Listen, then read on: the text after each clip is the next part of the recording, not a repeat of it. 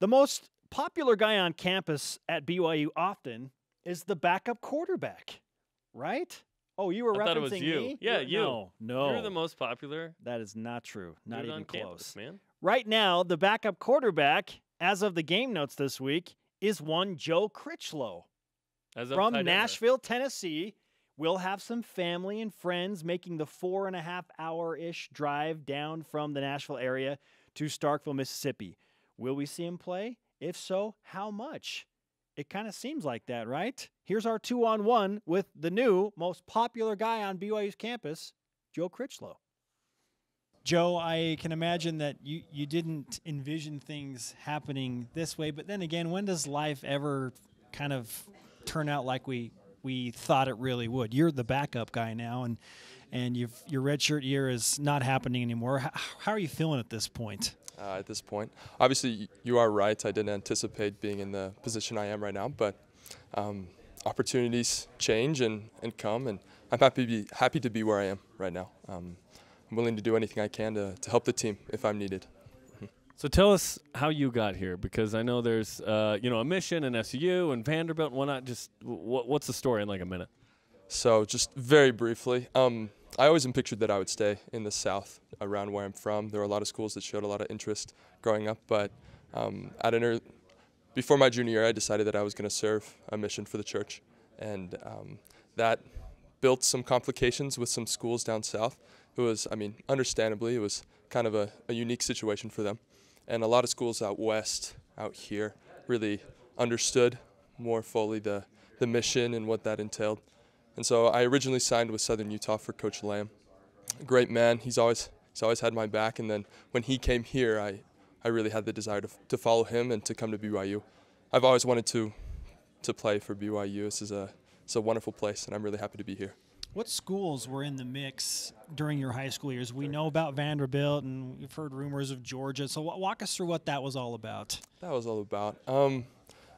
Obviously, varying with different levels of interest. There were a lot of different schools like Virginia, Wake Forest, Georgia, Vanderbilt, and then a lot of FCS schools as well.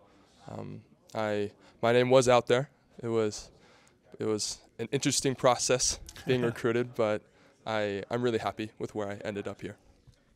Ed Lamb, if I'm correct, said he found you actually at a BYU camp. Is that right? True. Yes. I came to two BYU camps here before my sophomore year and before my junior year, and Coach Lamb happened to be at one. So I guess all the stars aligned, ended up getting my shot at Southern Utah, which translated to me coming here. You get your first series as a BYU quarterback. It happens late in the Boise State game, but you get to sling it around a little bit. What was that like?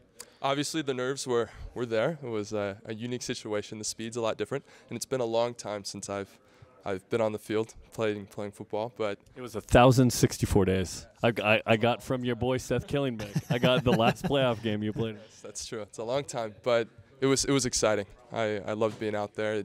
I didn't feel as nervous as I thought I would. I obviously I thought I could have done a little bit better, but it felt good to finally get started, and I'm anxious to get some more reps in for sure. Did you think you might go in against Utah State potentially? Did you warm up thinking that was a possibility? It was maybe a possibility. I hadn't taken, before that time, the plan was that I would redshirt, so I didn't get too many reps with the first team. But there was still a slight possibility that I could go in, but I'm really happy with how it ended up playing out, that I got a good week's practice before I finally got on the field. Are you okay with all of this? With the red shirt thing not happening, and how do you feel about all that? How do I feel about it? I had some mixed emotions, but I met with Coach Detmer, and the coaches have been really good at being transparent and talking with me and what the plan is. And honestly, if the team needs me, that's why I'm here. I'm not here to prepare. I'm here to make an impact when I can, and I'm excited to do so. Do you have a nickname we could use for you? Ooh, I've had several over the years. I don't know if any you like. Nothing that has stuck. I was called Critch a lot in high school. The Stormin' Mormon, obviously, because I was the only Mormon around. Obviously, Ginger's a classic as well, but I'm fine with anything. That nothing has really stuck yet. Okay. We have some work to do is what I gather. Yes, we do. In fact, we might have to put that out to the social media masses to help us come up with just the right name. Just the right name. Mississippi State, when you watch them on film with Tanner Mangum as the backup, what do they do defensively that you're noticing on film that's going to try and slow down BYU? Well, Mississippi State, they definitely have a lot of great athletes on the defensive side of the ball, and they have really talented cornerbacks, and so they like to play a lot of man-to-man, especially on the outside.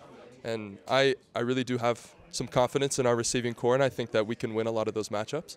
But I think that the scheme that we've put together for this week is pretty good, and no matter who's in there or the personnel, I think we'll be able to put a good product on the field. Are you expecting to play Saturday? I always prepare like I'm expecting to play. You kind of have to be, right? Exactly, because you can get thrown in there, as we can see like last week. But I'm going to prepare as if I will be playing, but I don't know. That's the coach's decision on what will happen. Nashville's only 4 hours or so away from Starkville, so what kind of reception do you expect from family and friends at Mississippi State? Well, even before the season, my family was planning on coming down to Starkville. They don't have the opportunity to come to too many games, but I know that there are a lot of people back at home that are excited, and they're going to make the trip down to Starkville. It's an incredible environment. It's really a great experience to be able to play in SEC country. That's where all of my friends go to school is down south, so it's going to be really cool to go back close to home. Do you like the sound of cowbell? Oof, I don't know. I could say that I do like it a little bit now, but I don't know if I will like it after this weekend, personally. Yeah. It's the SEC's version of a vuvuzela, right? yeah, unfortunately. Joe, it's great to talk to you, and let's give you some BYU Sports Nation karma for your approaching field time, man. Good luck Saturday. Oh, thank you so much. Thank you, guys. You got it.